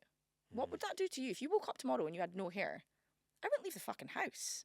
So why is it different for a man? And it really affected him. And I remember the first time he came to me and said, I've been looking into getting a hair transplant. Okay. And I was like, well, if you want to do it. I think it's a brilliant idea. And if it's going to make you feel more confident about yourself and make you feel more yourself, then fucking do it. Go and do it. And he did it. And see the difference in him. Is it big? He's Mark again. Like, he's Mark again. Like, he was really beating himself up for a long, long time, for a good few years. And his self-esteem was rocketing. And the same, like, he used to be going to the gym all the time, and then family life gets involved and he doesn't have time to go and get that six-pack. And then, but that's all, it's like shedding skin of yourself. Yeah. And it's not skin that you're choosing to shed. It's not skin you want to get rid of, because it's who you are. Yeah. And we talk about, you hear about how having a baby affects a woman, and how, your physical body changes, and it is hard. Like, it's huge, but it's hard for the men as well, because, well, the good men, like, it's the men that aren't helping with the kids and who are just fucking off and leaving the mums to do everything themselves. You can all get to fuck. Yeah, but, I've got no time for those men, by the way. Yeah. I mean, like, my son's here, so I won't bullshit. Like, I did nappies, bottle feeds. Yeah. I was up all the time. Yeah. I didn't fucking sleep for the first 4 days. I mean, because I was like checking his Is breathing. he breathing? And Yeah. I'm like, but you choose to be a parent. You are a parent. Yeah. Right. I never switches off. Yeah. He's 19, and I'm still like, you all right? Where are you? Yeah. How's things? But I've got none of that. I've got no time for men who just kind of fucking scare me through life. No, neither do I. Because I was raised by a single mum for 12 years. So I was raised by a single dad. Wow. So that's why I am so fucking hard on deadbeat dads. So hard, because I sit and go, do you know what, right? My dad wasn't perfect, but I'm still alive, Yeah. And he kept me alive, and he kept me in food and water, and he did absolutely everything he fucking could to look after me. He was 21 years old when he was left behind with a 2.5-year-old. Massive respect. Yes. And so back in those days, legally, the law stated that if the mother died and the mum and dad weren't married, Okay. you legally go to the grandparents, to your mum's mum and dad. Okay. My dad was 21 years old and went to court and fought for me. At 21. What 21-year-old boy do you know now that would do that? Like, that was big, right? So when I see these deadbeat dads, and I've had experience of it, but when I see that, it really irks something in me, because the excuses that these men come up with, and I'm going, there's absolutely zero excuse you could give me that would make me understand why you are the way you are with your children. Because my dad went through heaven and earth to make sure that I was brought up in the right way and taken care of. Yeah. So there's no excuse. No excuse, because he was a 21-year-old boy. Yeah. So there's no excuse. So even if you're a 21-year-old boy and you get your girlfriend pregnant, or you get your one night stand pregnant, and you're like, oh, I'm only 21, I don't want that responsibility, grow the fuck up. Yeah. Grow the fuck up, man up, be a man. Yeah. You know, listen, see, the world that we live in, you got to be nice and polite and like, fuck off. Yeah. I'm sorry. It's the small talk. It is fuck right. off. Just fuck off. You took part. You are involved. Even Own if it it. was only for about 5 seconds, you know. You probably was, wasn't it? Sorry, pal. Own the fuck up, mate. Worst 5 seconds of your life, motherfucker. No, it's so true. Fuck, what were we speaking about? Losing your hair and Losing my your hair. identity. Aye. Identity. It's a weird thing. It gets dismissed a lot with men. So you've just reminded me. There was something I wanted to say. I appreciate you speaking about things, you know, like backing up the men in the world and things like that. Because obviously, you know, you got men in your life, your husband, you know, things like that. You know, there's family and stuff, so you care. But as a man, this last part of my business for the last 2 years was I'm a copywriter. So I do like sales pages, Facebook ads, and I write people's online material, right? Or I help review them. And I worked for a company for 2 years online, and 75%, she had like 6,500 clients in her business. About 70% of the coaches was all perimenopause stuff. I'm like, what the fuck is this perimenopause? I was like, no, I don't know what menopause is. So I started to study it. Holy fuck. I was like, oh, I've just opened Pandora. I'm like, oh, I explains my mum. I explains my sister. Oh, I explains my... Oh, I'm like, holy fuck. And I'm like, oh, girls, I feel fucking sorry for you. I was like, I had this epiphany moment. I'm like, this is like when, you know how women are online saying, like, men have got feelings too. I'm like, we're not talking about this enough. So, yeah, I'm working with a client just now, a partner just now. We're building an online kind of community. We're building it. We're in the middle of doing it for perimenopause to bring awareness to this. I watched a TED talk with a woman saying, men, get involved. Because there's not enough specialist doctors. So you've got women going through perimenopause, being mums, having to deal with fucking, you know, husbands and people. You're having to deal with a million fucking things. And nobody's speaking about it. yeah. So I am putting this out here right now. I don't know if it's something that's of value to anyone here, but thank you to all the women and women like yourself who advocate for men. We hear you. So thank you. We should all be advocating for each other. Which is what I'm doing here. It doesn't make a difference whether you're a male or a female. 100%. And I know I see like this might be controversial. Let's go. I'll fucking say it anyway. I'd expect nothing less, Natalie. Man. So see this men's mental health, right? Yep. And I'm not saying it's not important, by the way. I know It's you're very not. No, I important. know you're not. This men's mental health. I get that men struggle to talk more than women. I absolutely appreciate that. That's society's fault, not women's. But I just hate the divide of gender when it comes to things like mental health, because everyone should be coming together and putting it to the forefront and prioritising it for everyone. Because just because it's Men's Mental Health Month doesn't mean that there's not a woman that's just lost her life because she's committed suicide. 100%. So it doesn't matter what your gender is. It should just be mental health. And I feel like it's almost like a cop out. Yeah. All of these Men's Mental Health Month or this, because, you know, if we say it, it means that we believe it's important. Yeah.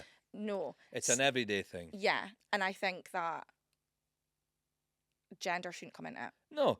Yeah, listen, I started speaking to charities 2007, 8. And gender was never a part of it. This is a new thing. It's ridiculous. It's fucking ridiculous. So I agree. I'm with you on that. I am with you in that, because that's how I feel. I gave my personal experiences when I went through my shit. I used to call it the void. That's what I called it. And I used to have really horrific night terrors. They were awful, right? Never spoken about them. I actually wrote a memoir. It's finished. I finished it years ago. I'm never publishing it. Ever. It's just too fucking... Okay. It's way too... Say, why not? There's too much in it. Okay. Yeah, if I had to pull away all the pieces, right? I tell you, right? I'll give you a couple of chapters and you can have a look, right? Yeah, I'd appreciate that. And you tell me, like, Steve, now you probably shouldn't have fucking publish it, or you know, what you can't publish that, man. You can't publish that, game. Jesus. But I know women who have committed suicide and took their life, and they've been through divorce, and they've been through like their mums or dads not being there for them, or their friends ostracising them. And men, we deal with things differently. We feel things differently. I don't know how you feel. I couldn't. Yeah. You can sympathise. But also, just because one woman feels and speaks out loudly doesn't mean that the next woman will. And it doesn't mean because she's a man. You know, there's this whole big thing about men don't talk. I know plenty of men that talk, right? But I also know plenty of men that don't talk. 100%. But it's the same for women. Yeah. And when you get to that point, and again, proof of this, I didn't talk, which is why I nearly fucking died, right? Yeah. We call it the day that I took too many skills. Right, and the day that you took to the day. So when we're speaking about because obviously I make everything humour. That's my of trauma. course. It's my trauma response. Wait, my mum's died. Yay! Like I can't help it. Like I make dad jokes all the time. Like I've got a pal, and we call ourselves the DPC. Okay. Right, and you've got to have a specific enrollment into this group. Right. Is this the dead person? Something? It's the Dead Parent Club, right? So we've created the DPC, and Natalie, we've got 5 members. That's fucking dynamite. we're in the right company it's here, DPC, like right? the so DPC. We're currently sitting at 5 members, but you can't have a dying parent. They have to be broon breeds, croquet, right? Done. Anyway, me and my friend we're brutal. We're absolutely brutal, right? And I phoned her up one day. This is actually a couple of weeks ago, right? And if a joke springs to me, I'm like, I need to get it out. So I phoned her up one day. I was like, I've got a joke for you. She's like, fit. I was like, knock, knock.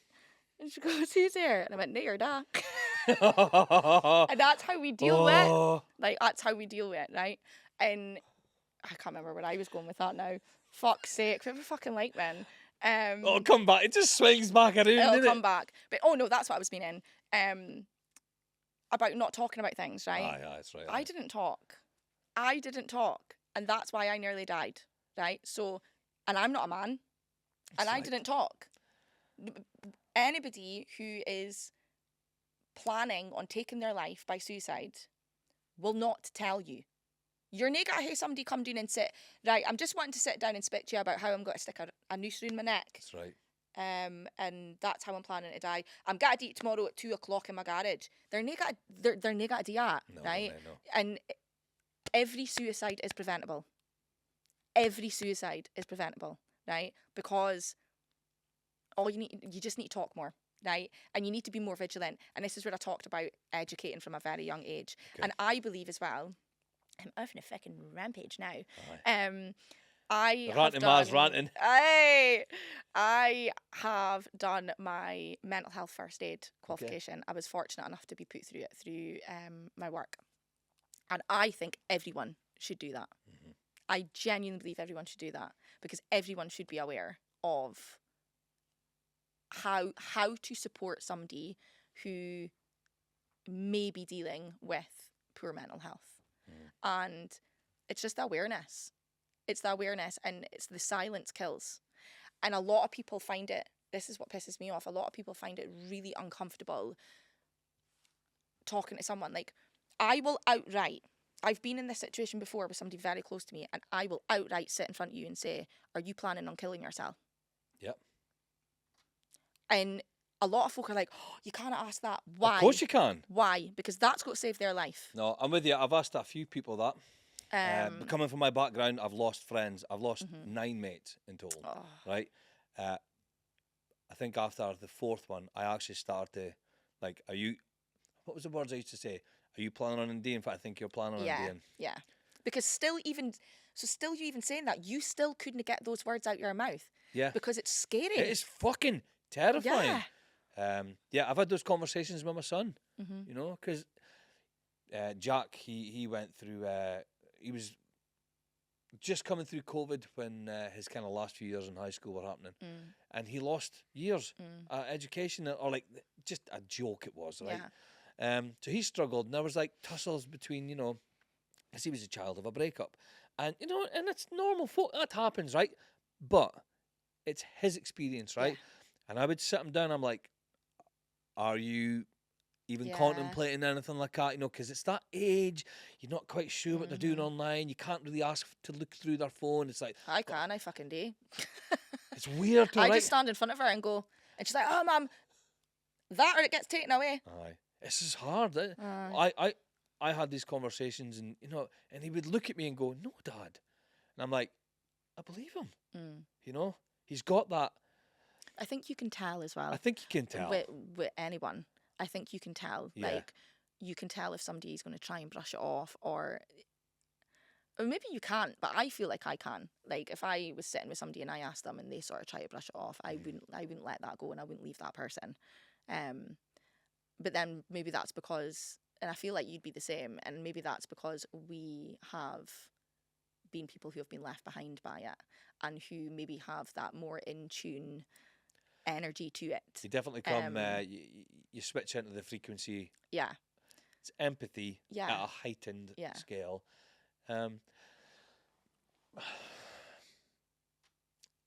There's a lot of stuff, mental health, suicide, losing parents, you know, like being a mom, being a dad, other stuff. Like, what makes you happy? Oh, it's a fucking deep question, Steve. I wasn't expecting that. Genuinely, my kids being happy. That when they're happy and content, I'm happy. Which is why it's so hard, because a lot of the times my kids aren't happy right now because they have their own struggles. They're both neurodivergent, and they're living in a world that views them as a problem. And it's really difficult to navigate that as a parent, because I just want to kick cunt out everybody. Yeah. Like, genuinely. But apparently that's not deemed as appropriate in society. It's appropriate in this society, as my son found out yesterday. Walking down the street. Yeah. We'll talk about that. We'll talk about that offline. I fucking love that you just did that. You can this. Kunsel kids, Kunsel. Brilliant. So my kids, see, when my kids are happy, right? It's almost like, right, I've done my job. I feel accomplished. Like making them happy. Okay. Like giving them safety. It's not, you know, safety comes with happiness as well. Making them safe, making them, providing for them. That's what makes me happy. That's what gives me pure happiness, and it makes me happy. If my kids aren't happy, shoot as hell, I'm not happy. So it's almost like their feelings are now in me, and I feel what they feel. So and it's actually weird. Like, I can tell that my daughter's having a bad day at school without her even texting me. The amount of times I'll pick up the phone to Mark and go, something's happened. She's not having a good day. And right enough, she'll come home and she'll offload. And I'm like, how the fuck did I know that? And it's like, I'm just so in tune with both of them. But we're living in a really scary world right now. And they're seen as a problem. They're seen as the different ones, the problem in the classroom, and all they really need to be is heard and seen. And society doesn't really do that, which makes me really quite pissed off. I believe, my memoir, right?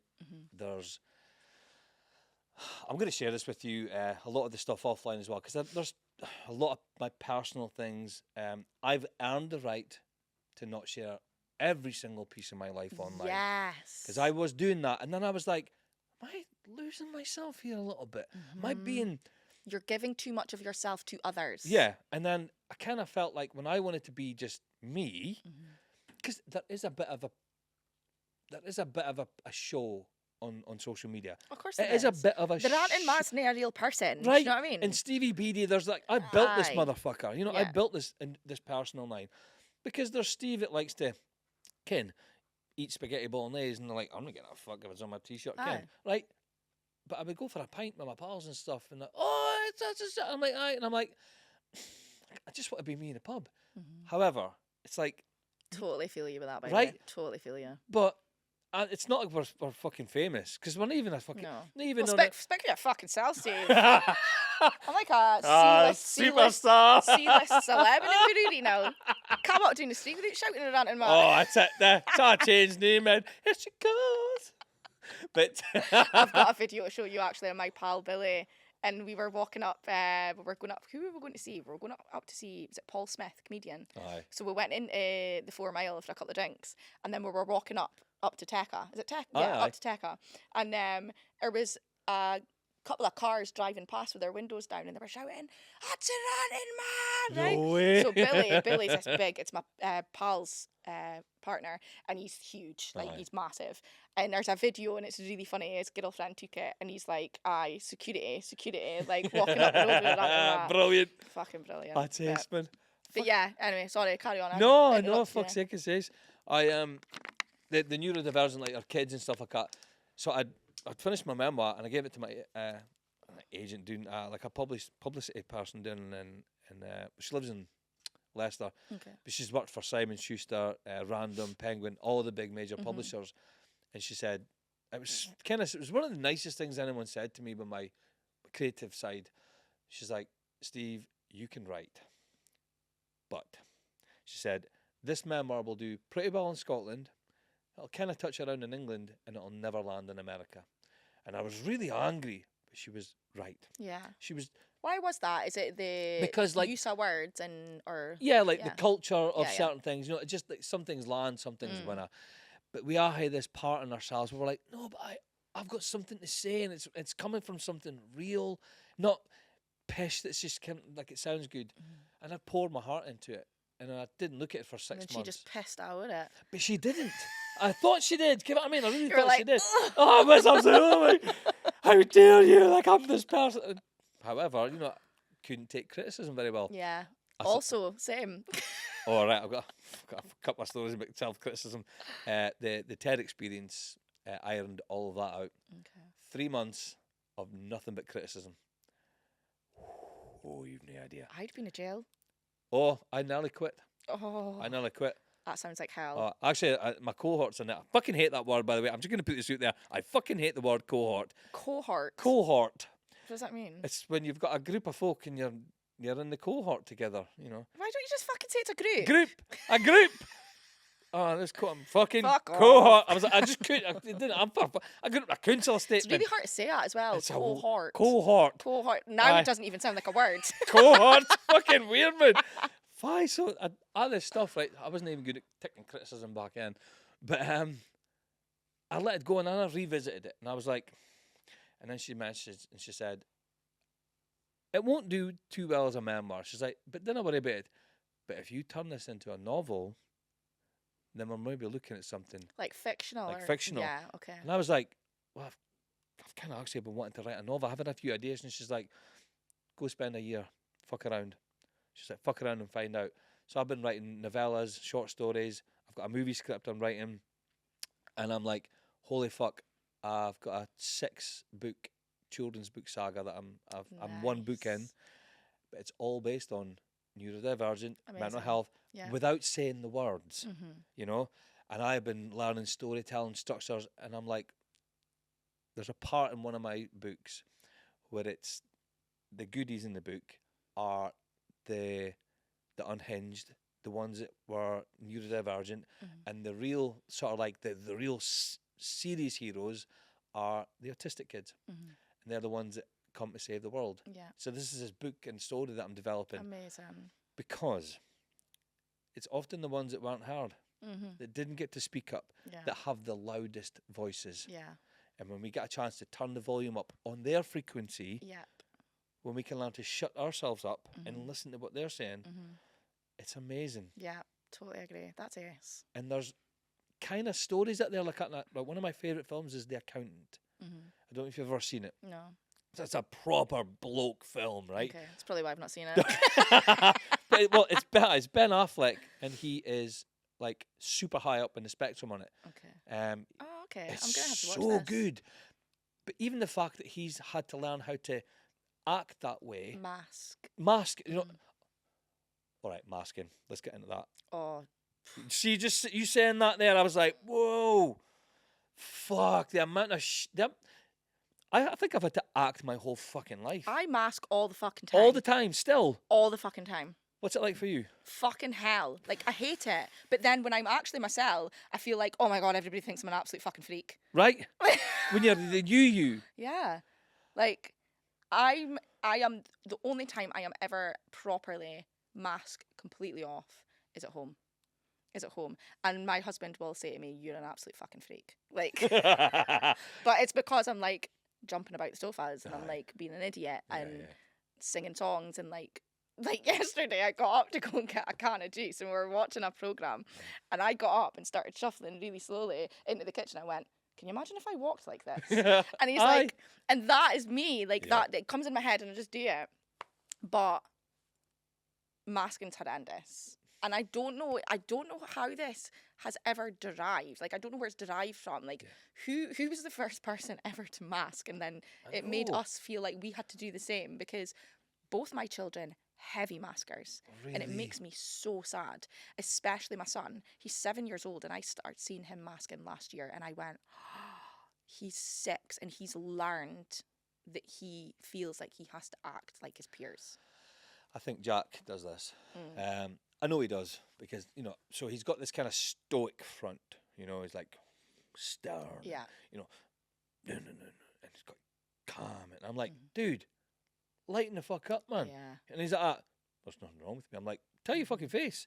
Yeah. But it's like, I don't want to be getting on at him because the world's probably, and it's like, it's a learned behaviour because there's a friend of mine, he passed away last year and he's a phenomenal voice online. His name's Carwin Ray, and I talk about him now and again because I want to keep his message up and going. Right, beautiful man, Australian, and he said, "All pain is unmanifested light," and I really liked it. I like that. You know, and we see it in our kids, in our friends. We see it in the people we love. We see it in new friends. We see it in people we like online. There's just so much pain, right? Now, pain's your power. Pain's your power when you begin to stop feeling so fucking sorry for yourself. Right. I've got one poem or piece of writing that really, it's my greatest thing that's ever been written by a guy called D.H. Lawrence, long time ago, and it says, "I never saw a wild thing sorry for itself. A bird will drop frozen dead from a bough without ever having felt sorry for itself."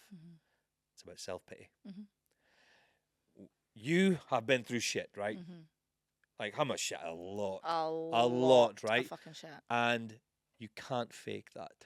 You cannot fake hard times. Yeah. Right? There's that line in 8 Mile. You ever seen the film 8 Yeah. Mile, right? It's a bit at the end. He's like, "Duh, duh, duh," but there ain't no such thing as halfway crooks. Yeah. Because you cannot No. fucking lie No. about being a gangster or a fucking, a top, Yeah. like recognizes like, right? Yeah. And I think you are someone that is going to go on to change a lot of people for the better. I think you are not even just 1% started on your journey, mate. I see someone. I feel that. Do you know that? Right? I do feel that. So I'm going to say something to you, right? That I have felt and I've experienced. I am still just learning. I've cracked my shell. I'm peeking out, right? For years, I have diluted my personality, my light, my fire. I've got this thing. It's a family thing that comes back from my grandfather. I call it your unspoken fire. There's this thing inside, and it is you. Nobody can tell you what yours is. Yeah. Nobody can tell anyone what theirs is, right? You know what it is, but for some fucking reason, we just douse it. You kind of find it. It's like, for me, I feel what you're saying. I feel that, and especially in the last 6 months, it's like I'm itching to do something, but it's like I don't know what. Fuck around and find out. Yeah. Yeah. Break things. Fail quick, and fail it a lot. Forget perfectionism. So I see someone who is literally just, there is so much you could do, and there's no figuring this out in 2 minutes, right? Yeah. But the one thing I will say is, it's a joy to see. Look, I love seeing people happy. It's the best fucking thing in the world. Yeah. So I dare you. Oh no, did ya? I fucking dare you to turn up the volume on the stuff that's working well for you, and to not give a shit and feel so hard on yourself to the stuff that's nay. Okay. You're a great mom. You're clearly a wonderful wife.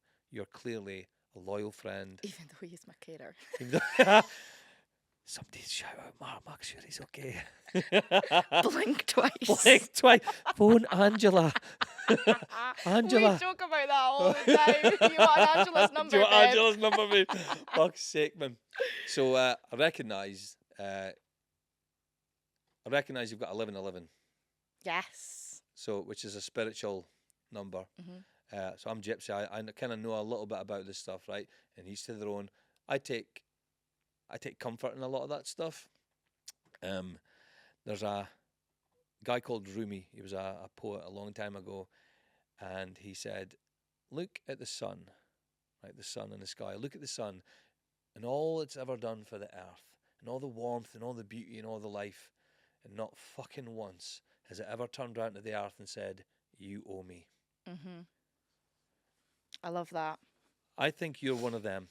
Aww. Like, someone who's just gonna fucking give loads and loads and loads without being a martyr. Yeah. You know, you gotta get what's yours, right? But you deliver online, you continually show up. Look, for anyone that's fucking wondering, social media is a business. Yeah. It is. Yeah. It's hard fucking work. Yeah. It's hard work. Look, you can turn up and be shite. That's not hard. That's requires. There's a lot of shite. And there's a lot of shite you've got to sift through on that phone. Yeah, half of the lot of shite is my shite. But I'll still doom scroll it. Shite, still going. 3 o'clock in the morning. 100%. Do you know what it is though? Like, see, touching on what you've just said there, right? Do you know what what my drive is? What I keep saying in my head.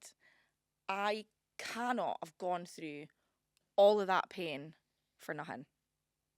There's a reason. There's a reason why people get put through certain situations, because it should be used as their power to help others. And that's why I post so much raw material about things that have happened in my past, because that can't have just happened. That can't have happened just to cause pain. That's happened to teach people, to teach myself, to help others. And if I don't do something about that, then I will feel like I failed in life. So I called my memoir "The Wound Is the Way."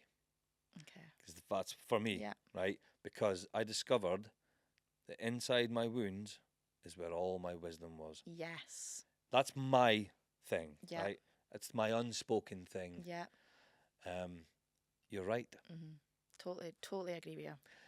So what the fuck are you going to do with it, mate? I don't know. We're gonna speak after this. We're going to speak. and then we're gonna buy another notebook to go with my 25 notebooks that I've never used. There's going to be a suitcase opened under In the the loft. In the loft. Natalie, it's all right. I'm okay. Are you in the loft? That's fine. I'm manifesting. Fuck is that kind in? Mark, it's phone Angela. Poor Mark. You're right. You've been through a lot. It counts for something. What is that I was going to say? You'll find your message in the mess. Yeah. And yeah, you've got some. You're the real fucking deal, mate. You're the real deal. Thanks. And I've been looking forward to this for a while, and I would definitely want you back on again because you're a fucking riot, man. You are. You're an absolute. You're a riot, and I'm looking forward to this. But if you could say one thing, if you only got a minute to write something down, and every single fucking piece of everything you've ever said was taken away, and this is all you got living a pen and a bit of paper, who would you say and why would you say it to?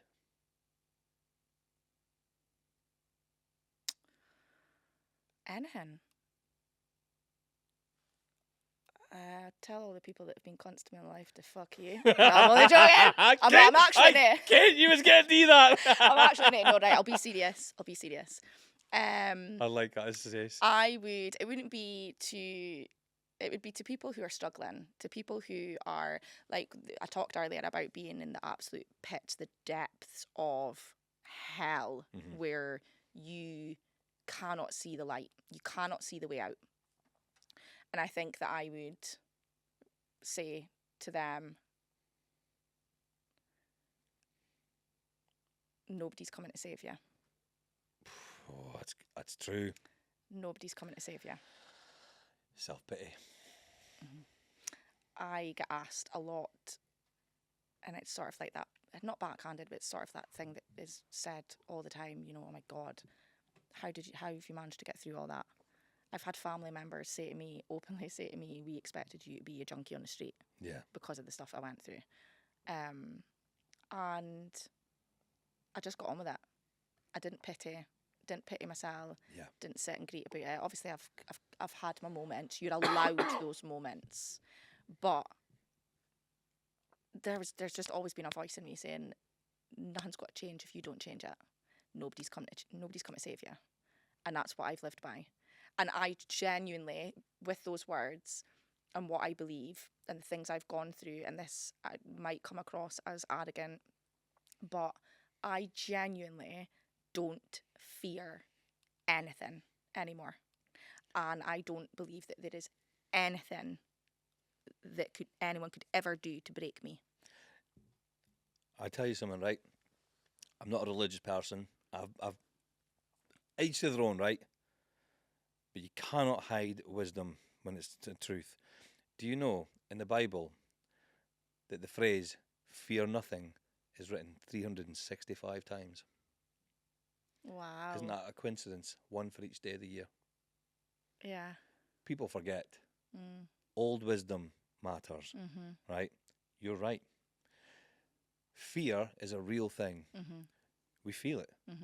Being controlled by it, you're done. Yeah. Learning to be, you don't get to be me. Yeah. You're my bitch. You know, Yeah. you work for me. You're on your way, mate. See you there. You're right, mate.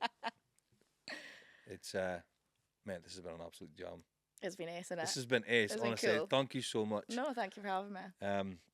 I can't wait to see these shorts. They're going to be I'm going to be looking at I forgot I even said that. I forgot I even did all this stuff.